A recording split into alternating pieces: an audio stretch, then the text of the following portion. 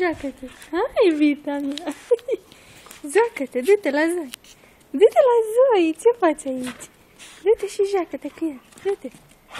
Hai.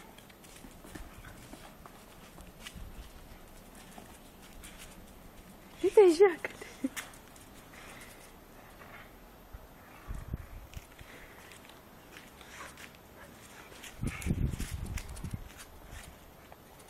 Bravo!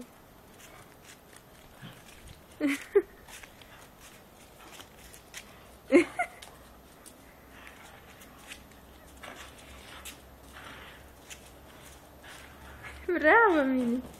Bravo, mami! Bravo! Du-te, ia jucăria! Așa, așa! Ia jucăria! Ia jucăria lui Zoe! Du-te! Așa, mama, așa!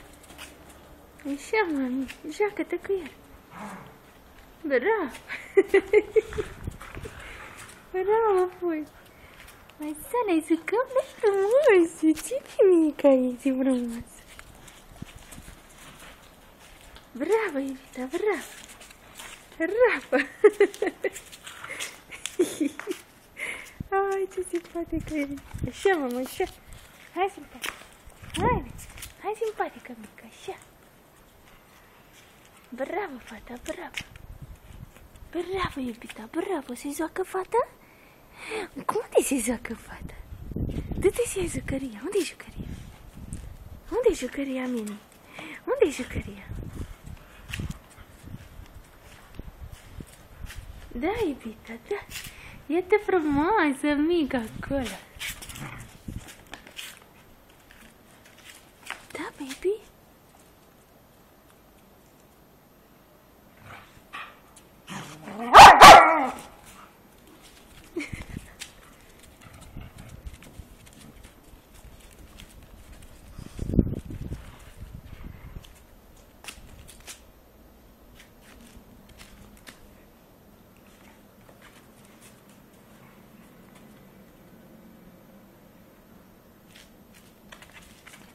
Da, Mini, da.